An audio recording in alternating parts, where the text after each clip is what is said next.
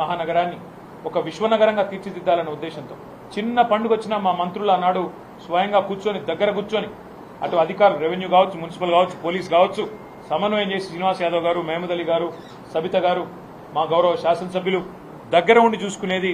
చిన్నపాటి నొక్కు కూడా పడకుండా, ఎక్కడ చిన్నపాటి ఇబ్బంది కూడా కాకుండా, ట్రాఫిక్ అంతరాయం కాకుండా, ఫార్ములా రేస్ కావచ్చు, లేదా ఒక గణేష్ నిమజ్జనం కావచ్చు, లేదా మొహర్రం ఊరేగింపు కావచ్చు, బోనాల పండుగ కావచ్చు, ఏదైనా కూడా శాంతియుతంగా చేసినాం. చివరికి సినిమాల కోసం జరిగే ప్రీ రిలీజ్ ఈవెంట్లకు కూడా అంత జాగ్రత్తగా ఎక్కడ ఇబ్బంది లేకుండా చేసిన ఘనత మా ప్రభుత్వానికి. కానీ ఈరోజు ఏం జరుగుతూ ఉంది హైదరాబాద్లో మీరే చూడండి. నిన్న పాపం జూనియర్ ఎన్టీఆర్ గారి సినిమా ఆయన ఇక్కడ రిలీజ్ ఫంక్షన్ పెట్టుకుంటే దాన్ని కూడా కనీసం నిర్వహించలేని అసమర్థత, గంట్లాంటి పరిస్థితిలోకి ఇలా ఈ నగరం వెళ్ళిపోయింది. ఇంకోవైపు చాలా విచిత్రంగా ట్రాఫిక్ సమస్య నాకంటే బాగా మీకే తెలుసు, నాకంటే ఎక్కువ మీరే తిరుగుతారు. గతంలో ఎట్లా ఉండేది ట్రాఫిక్ మేనేజ్మెంట్, ఇవాళ ఎట్లా ఉండేది అనేది ప్రజలందరికీ తెలుసు. హైదరాబాద్ గంటలు గంటలు ట్రాఫిక్లో ఇరుక్కొని పోయే పరిస్థితి వచ్చింది.